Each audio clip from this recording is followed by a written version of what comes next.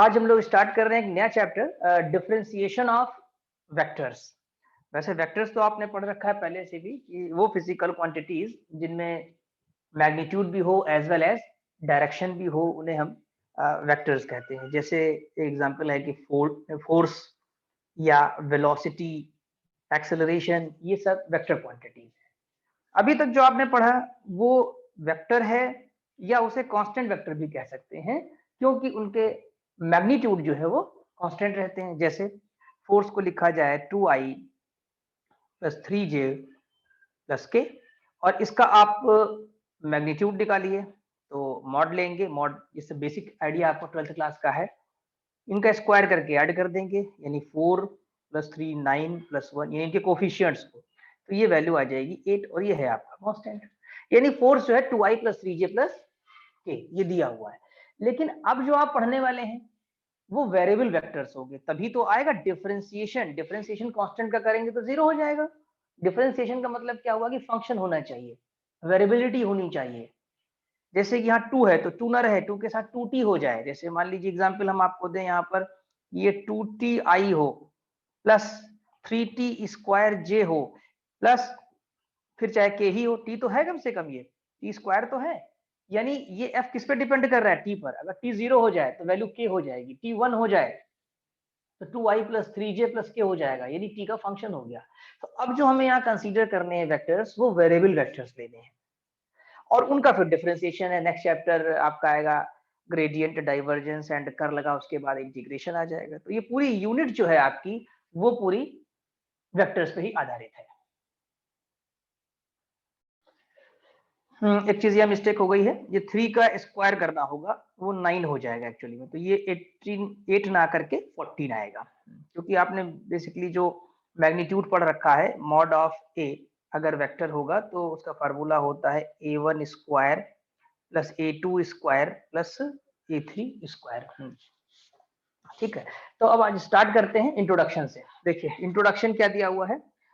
So far we have learned the addition and multiplication of vectors in vector algebra। जो आपने पहले पढ़ाई की है वो वेक्टर एल्जेब्रा है। अब पढ़ रहे हैं vector calculus. Now in vector calculus we will study the concept of differentiability, integrability of vector functions। देखिए क्या लिखा हुआ है, वेक्टर functions।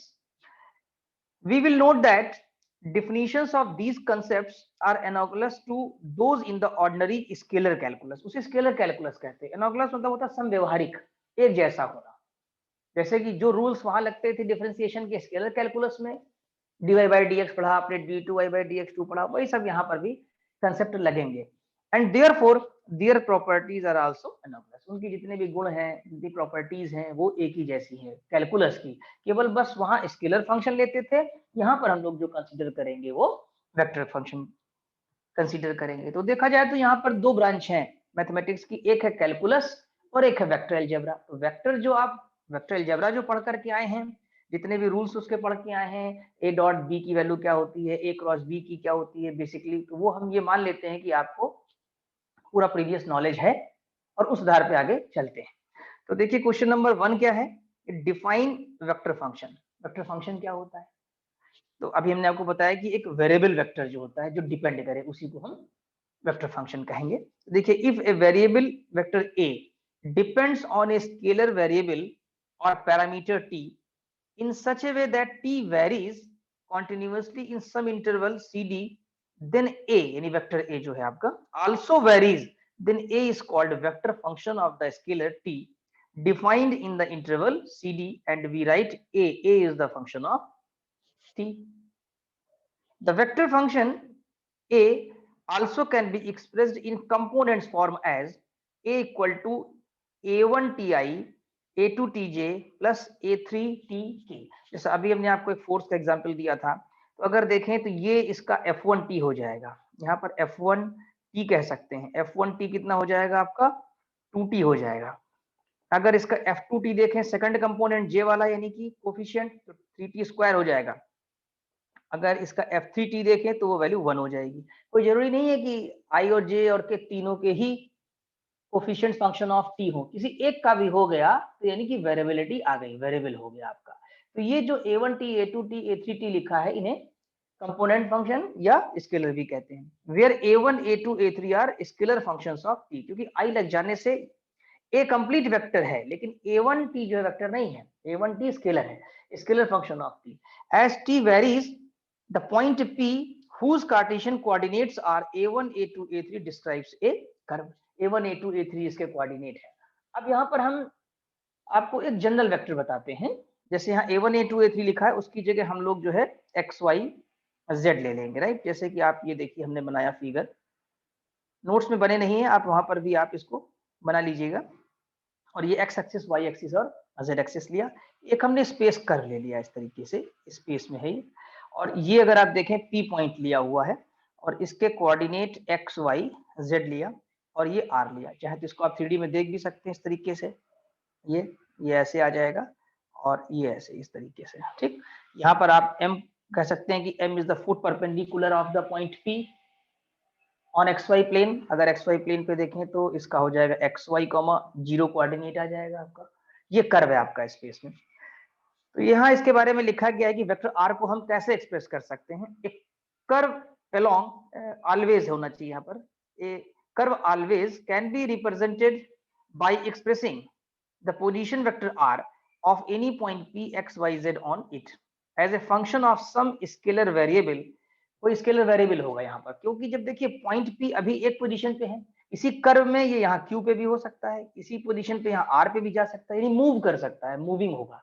तो जब ये p पॉइंट इस कर्व पे मूव करेगा तो क्लियर है कि r भी मूव करेगा, यानी कि r की वैल्यू भी चेंज होती रहेगी, OP कुछ और होगा, OQ कुछ और होगा, OR कुछ और हो जाएगा, आपका चेंज होता रहेगा। इसे हम कहते हैं कि पैरामीटर पे डिपेंड कर रहा है, और जनरली वो पैरामीटर टाइम ले लेते हैं आप, क्योंकि टाइम हमेशा वेरी करता रहता है। As a function of some scalar variable generally known as parameter t। thus if a vector r is expressed in component form then r equal to xi plus yj plus zk। ये किसको represent कर रहा है, space curve की equation कह सकते हैं, r equal to xi plus yj plus zk where x y z are functions of t। यानी x जो है वो किसका फंक्शन है, अगर देखा जाए तो x फंक्शन होगा आपका t का, y भी फंक्शन होगा t का, और z भी फंक्शन होगा आपका t का। यानी ओवरऑल जो r आपका बनेगा r भी फंक्शन हो जाएगा t का, क्योंकि x y z जो उसके कंपोनेंट्स हैं वो सब फंक्शन है t के। अब यहाँ पर एग्जांपल भी दिया हुआ है, जनरली आप जानते हैं सर्किल की इक्वेशन, पैराबोला की इक्वेशन क्या होती है। देखिए for example the vector equation of circle. अब सर्किल की पैरामीट्रिक इक्वेशन होती है x equal to a cos t, y equal to a sin t, सबने पढ़ा है सर्किल की इक्वेशन। सर्किल का मतलब यहाँ पर उस सर्किल से होता है जिसका सेंटर 0 0 हो और रेडियस a हो। अगर हम इसको कार्टेशियन फॉर्म में लिखेंगे तो x square plus y square equal to a square हो जाएगा, और पैरामीट्रिक में लिखेंगे तो x equal to a cos t, y equal to a sin t हो जाएगा। अब इसे अगर वेक्टर फॉर्म में लिखेंगे तो जो भी आपने यहाँ पढ़ा r equal to xi plus yj plus zk, तो एक्स वाई की वैल्यू सब्स्टिट्यूट कर देंगे तो r इक्वल टू कितना हो जाएगा, x की वैल्यू है a cos t, y की वैल्यू कितनी है a sin t j। तो ये आपकी वेक्टर इक्वेशन ऑफ सर्किल है, वेक्टर इक्वेशन ऑफ सर्किल। अब इसमें जड़ नहीं है क्योंकि सर्किल जो है आपका वो प्लेन कर्व है, स्पेस कर्व नहीं है, प्लेन कर्व आ रहा है, तो इसलिए इसमें जड़ नहीं है या जड़ 0 है, इसलिए दिखाई नहीं दे रहा। प्लेन कर्व में केवल x और y होगा। द वेक्टर इक्वेशन, ये इक्वेशन है। द इक्वेशन ऑफ पैराबोला, वैसे पैराबोला आप जानते हैं y square equal to 4x लिखते हैं हम लोग, या x square is equal to 4ay, depend कर रहा है किस डायरेक्शन का आपने लिया है। तो उसकी जो पैरामीट्रिक इक्वेशन कंसीडर की जाती है वो x इक्वल टू 80 स्क्वायर और y इक्वल टू 280। अब इसको अगर वेक्टर फॉर्म में लिखना चाहें तो r इक्वल टू x की वैल्यू पुट कर दीजिए 80 स्क्वायर, y की वैल्यू पुट कर दीजिए 280। तो ये किसकी equation, this is the vector equation of parabola where a is constant, ये हमारा यहाँ पर कांस्टेंट है इस वाले पैराबोला की इक्वेशन में, and t is scalar parameter, t हमारा स्केलर पैरामीटर है, वही हमारा पैराबोला को ट्रेस करेगा। तो आई थिंक ये समझ में आ गया होगा कि स्पेस कर्व क्या है, प्लेन कर्व क्या है, और उसकी वेक्टर इक्वेशन को हम लोग कैसे रिप्रेजेंट करेंगे। अब हम लोग डिस्कस करेंगे क्वेश्चन नंबर 2। क्वेश्चन नंबर 2 में है कि आपको डिफरेंशियल कोएफिशिएंट बताना है।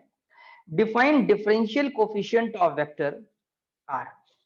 डिफरेंशियल कोफिशिएंट, जैसे कि उसमें dy बाई dx निकालते हैं, तो जब यहाँ पर आपका r चेंज हो रहा है इस प्रॉब्लम में, देखिए जब हमने कहा कि ये p पर है, थोड़ी देर बाद आपका q पर आ जाएगा, तो जब q पर आएगा तो r की वैल्यू चेंज हो जाएगी, तो जब चेंज हो जाएगी तो उसकी रेट ऑफ चेंज क्या है, वही डिफरेंशियल कोफिशिएंट होता है कि what is the rate of change. तो यहाँ पर हम इस तरीके से फिगर बना रहे हैं आपका,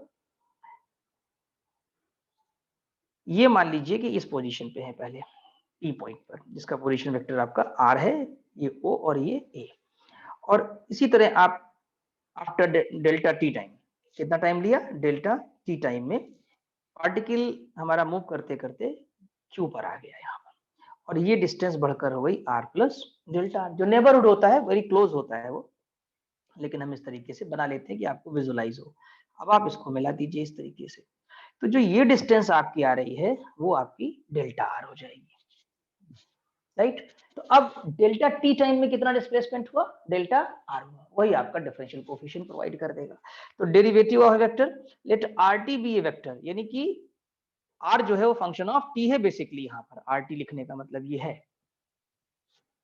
vector function of scalar variability where the magnitude and directions of RT continuously changes as T changes, इसका मैग्नीट्यूड और डायरेक्शन चेंज हो रहा है, वैल्यू भी चेंज हो रही है उसकी। देन डेल्टा आर, तो क्या हो जाएगा, PQ, PQ का मतलब हुआ OQ minus OP, that is R plus delta R minus R, इसको R कर दीजिए उससे, तो कितना बचा आपके पास, डेल्टा R ही आ जाएगा, where delta R is the increment in the vector of, in the value of RT corresponding to change in the delta T in time T, या T कह सकते हैं केवल। then limit delta T tends to 0 PQ upon, actually अगर देखें तो हम यहाँ ये लिख सकते थे कि डेल्टा T tends to 0, जो आपका डिस्प्लेसमेंट हुआ है PQ अपॉन डेल्टा T, और PQ की वैल्यू आपने निकाला R plus delta R minus R, that is delta R by delta T, limit delta T tends to 0, इसको आप क्या लिख सकते हैं, dr बाई dt। तो dr by dt is defined as differential coefficient of r with respect to scalar variable t, और इसको sometimes हम लोग r डॉट भी लिख सकते हैं, r वेक्टर के ऊपर डॉट लगा देते हैं, डॉट का मतलब होता है differentiation with respect to t, and dr by dt is also vector, बिल्कुल सही, क्यों, r वेक्टर है, जब उसका डिफरेंशिएशन करेंगे तो वो क्वांटिटी भी आपकी वेक्टर ही रहेगी, क्योंकि ij के तो अवेलेबल ही रहेंगे उसमें। Vector, since difference of two vectors is also vector quantity, difference नहीं होगा यहाँ, डिफरेंशिएशन हो जाएगा, वैसे भी डिफरेंस भी होता है और एडिशन भी होता है वेक्टर, लेकिन यहाँ पर होना चाहिए कि since differentiation of difference of two vector is also, अच्छा इन्होंने डिफरेंस यहाँ इसलिए लिया है कि डेल्टा आर यहाँ पर वेक्टर है, difference of the two vectors का मतलब है ओपी और ओक्यू, OQ भी एक वेक्टर है, OP भी एक वेक्टर है, इसलिए डेल्टा आर भी एक वेक्टर हो जाएगा और उसका डिफरेंशिएशन भी हो जाएगा, तो ठीक है लाइन, इस difference of two vector is also a vector. अब आते हैं हम लोग कुछ रिजल्ट्स पे, सम इंपॉर्टेंट रिजल्ट जो कि आपको याद रखना पड़ेगा, उसी से आगे के न्यूमेरिकल डायरेक्ट लगा सकते हैं। इनके प्रूफ हमने अपने नोट्स में नहीं दिया हुआ है, क्योंकि जनरली एग्जाम्स में प्रूफ नहीं आते हैं इनके, इन पर प्रॉब्लम्स आती हैं, तो कई एग्जाम्पल हमने दिए हैं, लगभग 9 एग्जाम्पल है नोट्स में इस चैप्टर में, और 10 क्वेश्चंस हैं एक्सरसाइज में, और इसके अलावा ये जितने छोटे छोटे रिजल्ट्स हैं वो दिए हैं। तो देखिए इसमें इंपॉर्टेंट रिजल्ट में, if u v w are differentiable function, differentiable vector function of variable t, यानी ये वेक्टर फंक्शन है u v w। फाई कैसा है, phi is a scalar function of variable t, phi scalar है आपका। we obtain following results very useful for vector calculus, students are advised to remember, इन्हें आप याद कर लीजिएगा। देखिए कौन कौन से हैं, अगर कांस्टेंट का डिफरेंशिएशन करेंगे तो 0 आ जाएगा, अगर ddT of u plus v किया जाएगा, तो जैसे स्केलर कैलकुलस में पढ़ करके आए हैं आप, अलग अलग कर देते हैं, तो ddT ऑफ u और ddT ऑफ v कर दिया जाएगा।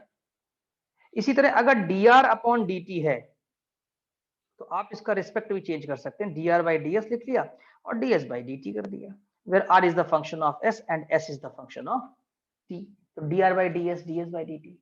इसी तरीके से 4 नंबर में है कि ddT ऑफ phi u, यानी कि स्केलर का वेक्टर से मल्टीप्लिकेशन है, तो फर्स्ट फंक्शन फाई और फिर सेकंड du बाई dt, फिर first function d phi by dt और u वेक्टर लिख दिया आपने, बहुत सिंपल है याद करने के लिए, क्योंकि स्केलर कैलकुलस के आपको याद है, इसलिए इनको याद करने में कोई मुश्किल नहीं आएगी।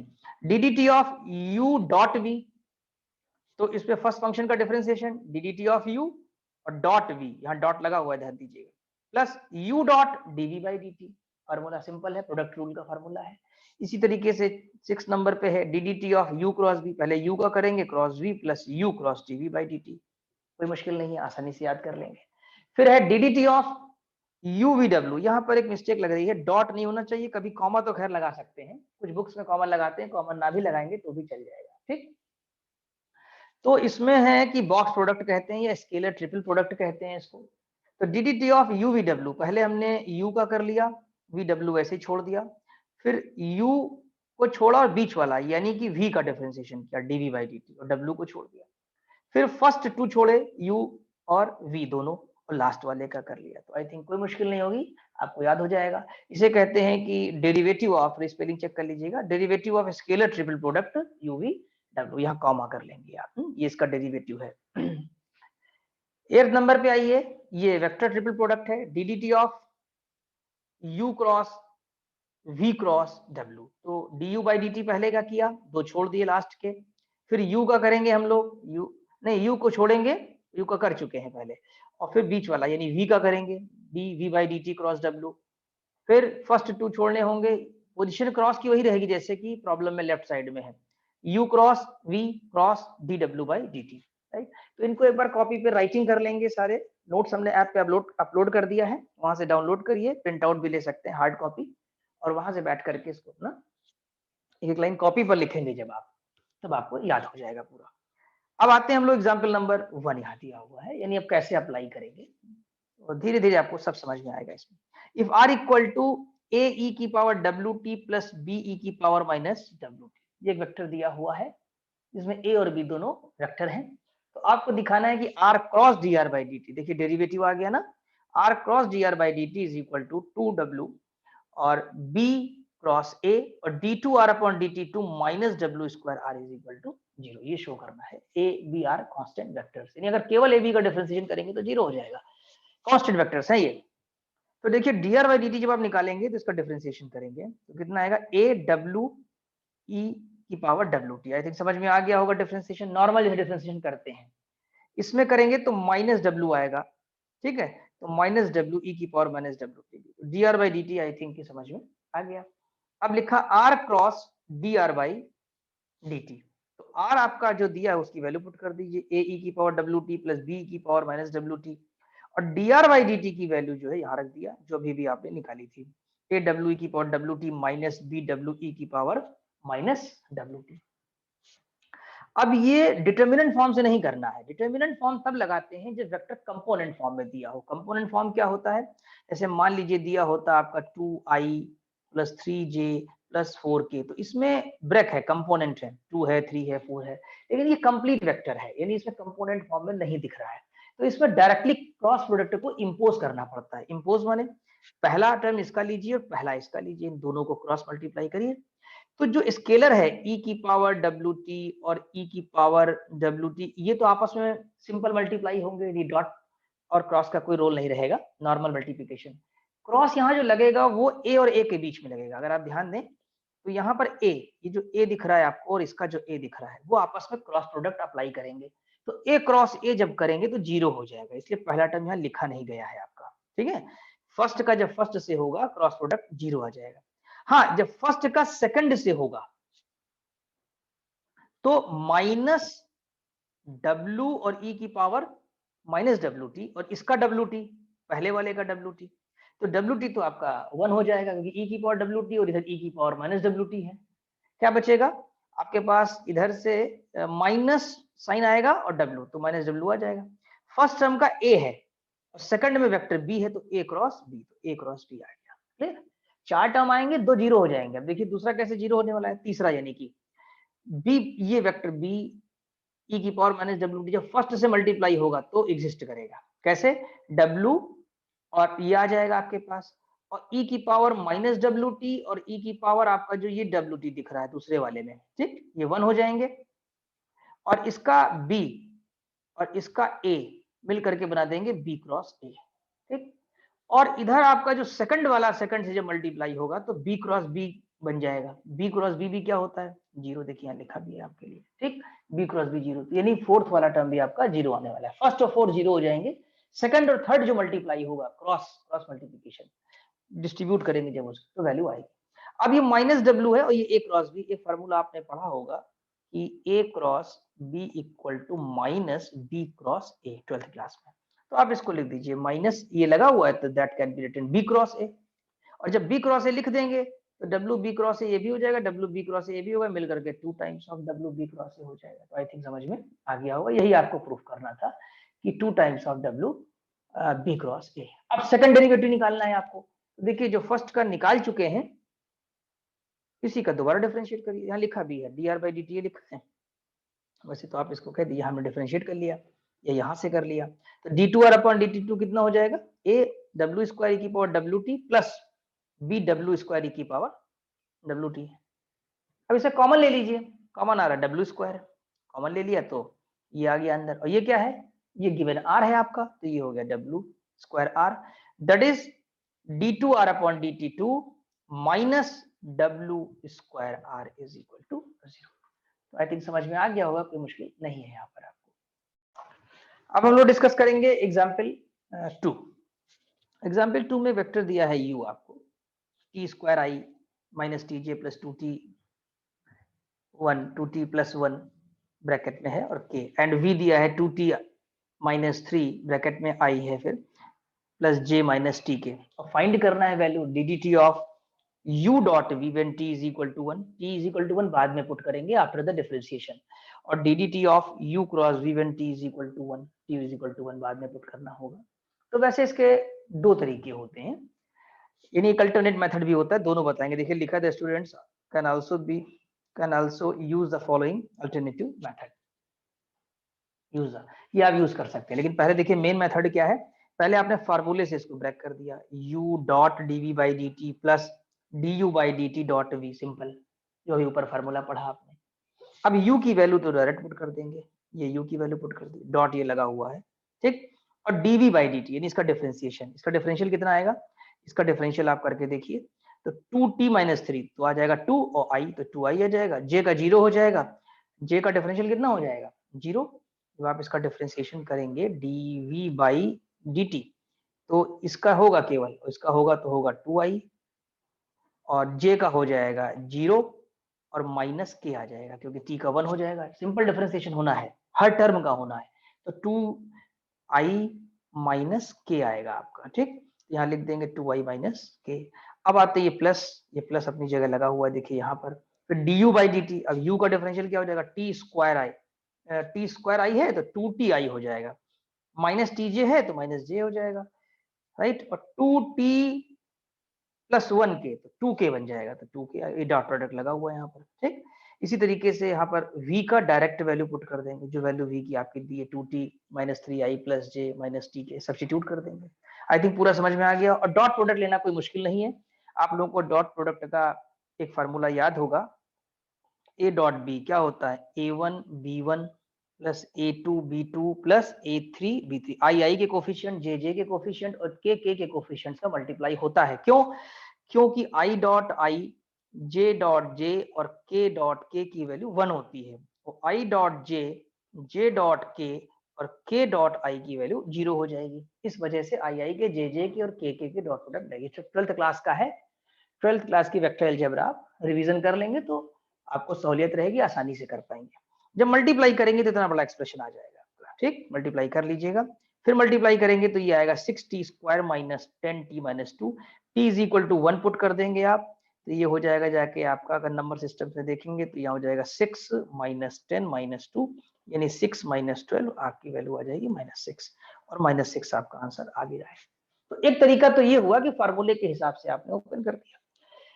दूसरा ये है अल्टरनेटिव मेथड जो बताने जा रहे हैं कि u डॉट v आप पहले ले लीजिए, बाद में डिफरेंशिएशन करिए, वेक्टर अलजेब्रा पहले लगा दीजिए आप, जैसे यहाँ किया गया है। Alternative solution u dot v पहले निकाल लिया बिना डिफरेंशिएशन के, ये आ गया 2t square minus 5t square minus 2। अब इसको सिंपली डिफरेंशिएट कर दिए दोनों तरफ, तो लेफ्ट में हो जाएगा dt of u dot v और राइट में डिफरेंशिएशन आ जाएगा, जब 1 पुट करोगे -6 आ जाएगा। तो ये ज्यादा आसान है, मुझे लगता है अगर आपको लगाना हो तो ये ज्यादा आसान है। उसी तरीके से सेकंड पार्ट में है dt of u cross v, तो फार्मूले के मुताबिक करेंगे तो du by dt cross v plus u cross dv by dt। अब आप पहले यहाँ पर डेरिवेटिव रखिए du बाई dt, फिर क्रॉस करके v की वैल्यू रखिए, u की वैल्यू पुट करिए और derivative of dv by dt substitute कर दीजिए। ठीक, उसके बाद यहाँ कैलकुलेशन शो नहीं किया गया है, नहीं तो ये जो क्रॉस लगा है जब इसको आप ओपन करेंगे तो a क्रॉस b का एक फार्मूला होता है वो लगाना पड़ेगा, काफी वर्किंग हो जाएगा ये आपके लिए। आई जे के याद होगा आपको, a1 a2 a3 p1 b2 b3 ये कोफिशिएंट है, जिन वेक्टर्स का क्रॉस प्रोडक्ट लिया जाता है, जिन वेक्टर्स का, जैसे ए का लिया है तो a1 a2 a3, B cross में है तो b1 b2 b3, ये काफी वर्किंग है, यानी इसका क्रॉस प्रोडक्ट लेके चेक करना पड़ेगा, इनका भी क्रॉस निकालना पड़ेगा, फिर उनके कॉरेस्पॉन्डिंग आई के जे के आप जोड़ेंगे और तब t is equal to 1 put करेंगे, आपका आंसर आ जाएगा। यहाँ पर पूरी अलजेब्रा है 12th क्लास की वेक्टर अलजेब्रा। ठीक, लगा लेंगे। या इसका एक तरीका और अल्टरनेटिव सोल्यूशन, वो अल्टरनेट सोल्यूशन क्या दिया हमने कि u क्रॉस भी आप पहले निकाल लीजिए।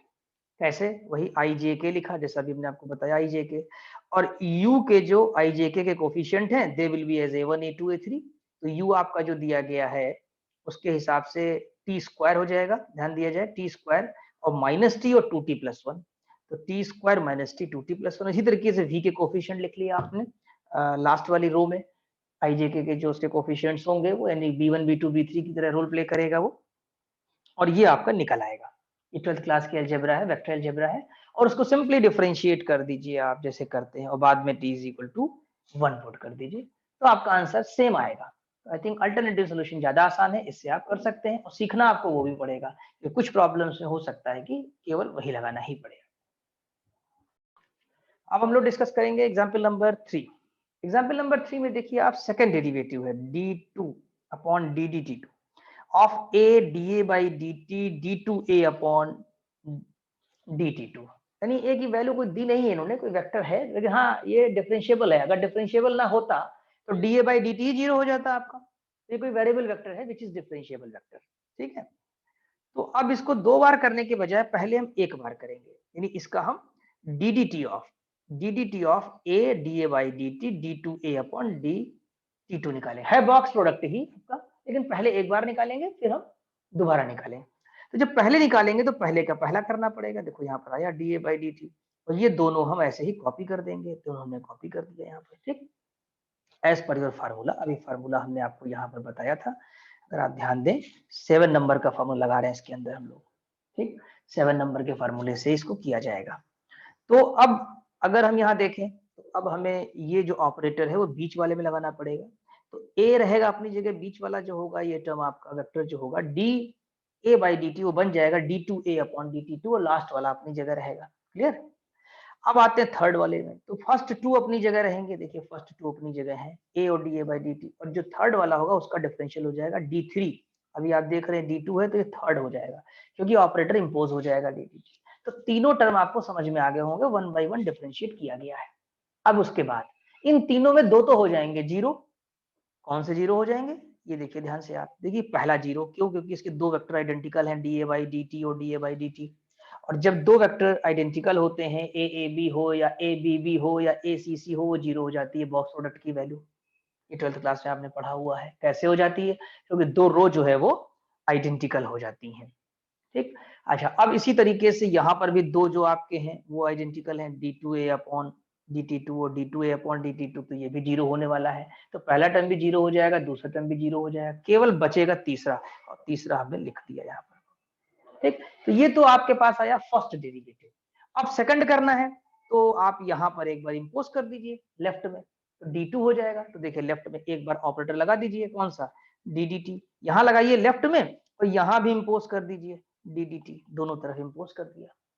तो जब लेफ्ट में इंपोज करोगे तो ये बन जाएगा d2 अपॉन dt2a, ये वाली लाइन आप यहाँ देख सकते हैं, a da by dt d2a upon dt2, left में डिफरेंशिएट कर दिया, और राइट वाला आपका देखिए यहाँ पर लिखा हुआ है ddt of a da by dt और d3a बाई dt3। क्लियर? अब लेफ्ट को तो बना रहने दीजिए, लेफ्ट में LHS तो आपका क्वेश्चन ही है, अब राइट वाले को हम लोग सॉल्व करते हैं, तो इसको फिर से ddt को अंदर ले चलेंगे, नहीं पहले a का करेंगे फिर da बाई dt, ये दोनों जो आए हैं ना ये बाद वाले हैं दोनों, सेम टू सेम उतार दिया, फिर ऑपरेटर को बीच वाले में लगाएंगे तो a d2a अपॉन dt2, और आखिरी वाला भी छोड़ देंगे, फिर DDT ऑपरेटर को थर्ड पे लगाएंगे, यानी यहाँ D3 है उसको D4 बन जाएगा, पहले 2 छोड़ देंगे। क्लियर? अब इसमें भी देखा जाए तो पहला वाला 0 हो जा रहा है आपका, फर्स्ट वाला जो है वो 0 हो जा रहा है। कैसे 0 हो जा रहा है? क्योंकि इसके 2 जो है ये आइडेंटिकल है, ये 0 हो जाएगा, इट गोज टू 0 लिखा जाता है, इक्वल टू 0 कर सकते हैं। हाँ, ये बचेगा सेकंड वाला और थर्ड वाला, तो हमने ये सेकंड वाला लिख दिया और ये थर्ड वाला, यही हमारा आंसर हो जाएगा। तो आई थिंक समझ में आ गया होगा कि 1 by 1 हमने कैसे डिफरेंशिएट किया। अब हम लोग डिस्कस करेंगे एग्जाम्पल नंबर 4। एग्जाम्पल नंबर 4 में एक वेक्टर ए दिया हुआ है, इसमें वेरिएबल थीटा है आपका, अभी तक वेरिएबल टी यूज कर रहे थे, और वेक्टर बी है, वेक्टर सी है, सी कांस्टेंट है, देखिए 2i + 3j - k, इसमें थीटा नहीं है। फाइंड करना है D theta of a cross b cross c at theta is equal to 0। तो फार्मूला तो आप देख ही रहे हैं कि फार्मूला नंबर 8 लग रहा है इसमें, अगर आप देखें अभी थोड़ी देर पहले जो आपने पढ़ा था, ये 8 नंबर का D of u cross v cross w का। पहले का करेंगे 2 छोड़ेंगे, फिर फर्स्ट लास्ट छोड़ के बीच का करेंगे वेक्टर का, और फर्स्ट 2 छोड़ के फिर क्रॉस अपनी पोजीशन पे ही रहेंगे। तो पहले फार्मूले से इसको ओपन कर लिया जाए, बहुत आसान प्रॉब्लम है। तो D theta of a cross b cross c को ओपन करेंगे, तो फर्स्ट का कर लिया, फिर b क्रॉस c छोड़ दिया। आपको शायद फार्मूले से आइडिया लग गया होगा कि ऐसे लिख सकते हैं हम लोग। ठीक, अब क्या करना होगा, इसमें एक फार्मूला होता है आपका, ये लिखा है नीचे, एज वी नो, ये देख रहे हैं आप ये वाला, इस फार्मूले से हम लोग अभी ओपन करने वाले हैं इसको। क्या होता है, a cross b cross c, यानी a dot c b minus a dot b c, vector triple product का फार्मूला है, ये 12th क्लास में आपने पढ़ा है। फिलहाल हम ये जो 3 टर्म आपके पास हैं, 1 2 3, इसमें से लास्ट वाला हो जाएगा 0। क्यों 0 हो जाएगा? क्योंकि c आपका कांस्टेंट वेक्टर है। बचेंगे 2 टर्म, कौन सा? पहला वाला d a by D theta cross b cross c, और दूसरा वाला term a cross db by D theta cross c, दूसरा, और प्लस 0 हो जाएगा वो लास्ट वाला। अब इस फार्मूले को हम लोग फर्स्ट टर्म में भी लगाएंगे और सेकंड टर्म में भी लगाएंगे, और 4 टर्म हमारे क्रिएट हो जाएंगे। तो dA by D theta dot c b minus D by D theta B dot B और सी, आई थिंक सही लिखा है फार्मूले के मुताबिक ये। और इसी तरीके से इसको खोलेंगे तो ए डॉट सी प्लस, तो ये वाला आया प्लस अपनी जगह पर, a dot c d b by D theta minus a dot d b by D theta c. I think correct है बिल्कुल ये, राइट, कोई मिस्टेक नहीं है इसके अंदर। और ये लिख दिया गया, बस अब केवल आपको वैल्यू सब्स्टिट्यूट करनी है। ठीक है, ये आई थिंक कि 2 बार यहाँ पर आ गया है यही चीज, एक बार यहाँ भी लिखी हुई है और एक बार आपकी यहाँ भी लिखी हुई है। ठीक है, कोई दिक्कत नहीं, इसको हटा दीजिए आप। एज वी नो, ये लाइन डबल टाइपिंग हो गई है। अब आगे देखिए, अब यहाँ पर निकालना होगा, now to get values of, किस चीज की वैल्यू पुट करनी है आपको? अगर यहाँ पर देखा जाए तो आपको वैल्यू पुट करनी होगी D A by D theta की और db बाई डी थीटा की। इसी तरह db बाई डी थीटा यहाँ भी यूज हो जाएगा आपका 2 बार, राइट। तो d A by D theta और db बाई डी थीटा की वैल्यूज निकालनी होगी। Now to get values of d A by D theta db by D theta, we differentiate a and b with respect to t। तो जो a आपको दिया है ऊपर, यहाँ पर a की वैल्यू और यहाँ पर b, इनको डिफरेंशिएट कर दिया जाएगा। ठीक, अब आप इनको डिफरेंशिएट करिए, D A by D theta आ जाएगा ये आपका, और थीटा इज इक्वल टू 0 पे निकालना है सब कुछ, तो डिफरेंशिएट कर चुके हैं, इसलिए theta is equal to 0 put कर सकते हैं, तो i प्लस के आ गया, dv बाई डी थीटा ये आएगा, और dv बाई डी थीटा की 0 पे वैल्यू माइनस जे आएगी। अब a की वैल्यू भी निकाल लीजिए, क्यों? क्योंकि इसमें आपका b भी यूज होना है, c भी यूज होना है, a भी यूज होना है, कब? जब थीटा इज इक्वल टू 0 हो। तो यहाँ पर a लिखा और उसकी थीटा 0 पे वैल्यू निकाला, तो j आ जाएगी, निकाल सकते हैं। साइन थीटा 0 हो जाएगा तो i हट जाएगा, कॉस थीटा 1 हो जाएगा 0 पर, और थीटा तो ये 0 है, तो इस तरीके से ए जे हो जाएगा, बी पे रखे, बी वाले पे रखेंगे जब 0, तो आई माइनस 3 के आ जाएगा। इस तरह से आपने चारों वैल्यूज निकाल लिया। Substituting the values of a b c and d A by D theta d b by D theta in above equation. Above equation का मतलब यहाँ पर इस इक्वेशन से है जो आपने ये बड़ी सी निकाल रखी है, इसको इक्वेशन 1 कह दे थोड़ी देर के लिए, तो आप लिख सकते हैं कि हाँ हमने ये अबव इक्वेशन 1 में रख दिया। सारी वैल्यूज ला के रखेंगे यहाँ पर। तो एक वैल्यू ये है आपकी, देखिए आई प्लस के किसकी वैल्यू है? D A by D theta, ये है d A by D theta dot c, फिर बी है। तो ये सब आप नोट्स डाउनलोड कर लीजिएगा, हार्ड कॉपी ले लीजिएगा, उससे आपको सब सामने होगा, आपके 1 by 1 दिखाई देगा। तो यहाँ पर क्या करेंगे, D A by D theta की वैल्यू रखेंगे 2i प्लस 3j माइनस के, जो अगला आपका यहाँ पर होगा, अगला है आपके पास सी की वैल्यू पुट की गई है, फिर बाहर बी की वैल्यू पुट करेंगे, ठीक। तो इस तरीके से पूरी वेक्टर अलजेब्रा है, यहाँ पर जो है वो बी की वैल्यू सब्स्टिट्यूट कर दी गई है और सारी वैल्यू सब्स्टिट्यूट करने के बाद जब आप इसको सिंप्लीफाई करेंगे डॉट प्रोडक्ट लेकर के, तो आप कहीं क्रॉस भी है इसमें, जहाँ डॉट है वहां डॉट लगाएंगे, जहाँ क्रॉस होगा वहां क्रॉस लगाएंगे। डॉट आपका इनसाइड है एक्चुअली, यहाँ डॉट है फिर वेक्टर आ गया है, इसलिए कंप्लीटली डॉट प्रोडक्ट तो है नहीं, वेक्टर है जो कि ए क्रॉस बी क्रॉस सी, इसलिए ये स्केलर वैल्यू नहीं आएगी, वेक्टर वैल्यू आएगी। यहाँ डॉट प्रोडक्ट ले लेंगे, एक नंबर आ जाएगा आपका, नंबर को इससे मल्टीप्लाई करेंगे फिर वेक्टर क्रिएट हो जाएगा। फिर डॉट प्रोडक्ट लेंगे, फिर नंबर इससे मल्टीप्लाई होगा नंबर, फिर एक वेक्टर क्रिएट हो जाएगा। देखिए फिर यहाँ डॉट प्रोडक्ट लगा हुआ है, फिर नंबर आएगा, इससे मल्टीप्लाई होगा, डॉट प्रोडक्ट लगा है यहाँ। सारी वैल्यूज रखने के बाद एक एल्जेब्रिक कैलकुलेशन करेंगे वेक्टर एल्जेब्रा का, तो अल्टीमेटली आपके पास 7i plus 6j minus 6k obtain हो जाएगा। तो कोई मुश्किल नहीं है, केवल वैल्यू सब्स्टिट्यूट करना है और इसको केयरफुली करना है। तो आज के लेक्चर में केवल इतना ही रखेंगे हम लोग, एग्जाम्पल 5 कल करेंगे और इन 5 एग्जाम्पल्स को, या 4 एग्जाम्पल आई थिंक कराए आपने आज, 5 हम लोगों ने कल के लिए छोड़ा है। तो जितना कंसेप्ट पढ़ा और एग्जाम्पल 4 कर लिए हैं आपने, तो इसके आगे आप यहाँ पर क्वेश्चंस कर सकते हैं। यानी एक्सरसाइज एक हमने दी हुई है और एक्सरसाइज का फर्स्ट क्वेश्चन आपसे आसानी से लग जाएगा, 2 भी लगा सकते हैं जो पढ़ा आज, 3 भी लगा सकते हैं जो आपने आज पढ़ा, और 4 भी लगा लेंगे, कोई मुश्किल नहीं है, 4 भी लगा सकते हैं, और 5 भी लग जाएगा। बस 5 में थोड़ा ध्यान दीजिएगा कि r की वैल्यू यहाँ दी हुई है, r is equal to a sin ti plus a cos tj plus at tan x t। tan x का डिफरेंशिएशन नहीं होगा क्योंकि t के रिस्पेक्ट में करेंगे, वो tan x मेंटेन रहेगा, और अगर tan x एक बार कर लेंगे तो t का होगा, यहाँ ध्यान रखिएगा, दूसरे वाले में 0 हो जाएगा। और इस क्वेश्चन में हिंट आपको दे दें कि यहाँ पर मॉड निकालना है, मैग्नीट्यूड निकालना है, इसलिए आंसर आपका स्केलर में आएगा। dr बाई dt निकालिए और d2r अपॉन dt2 निकालिए, उनका क्रॉस प्रोडक्ट लीजिए, उसके बाद उनका मैग्नीट्यूड निकालिए, ठीक। और यहाँ पर देखा जाए तो ये बॉक्स प्रोडक्ट है, इसको नहीं बताएंगे, इसको कल बताएंगे अगर आपको प्रॉब्लम आएगी। तो 5 क्वेश्चंस आज आपके होमवर्क में हैं। कल का लेक्चर करने के बाद हम लोग जो ये आपके 10 तक के क्वेश्चन दिए हुए हैं, पूरे क्वेश्चन नंबर 10 तक, ये आपको होमवर्क कल के लेक्चर में देंगे। तो कल ये चैप्टर आपका कंप्लीट हो जाएगा। आज ही आप अपने एक्सरसाइज के ये सारे क्वेश्चंस कर लीजिए। बस आज के लेक्चर में इतना ही।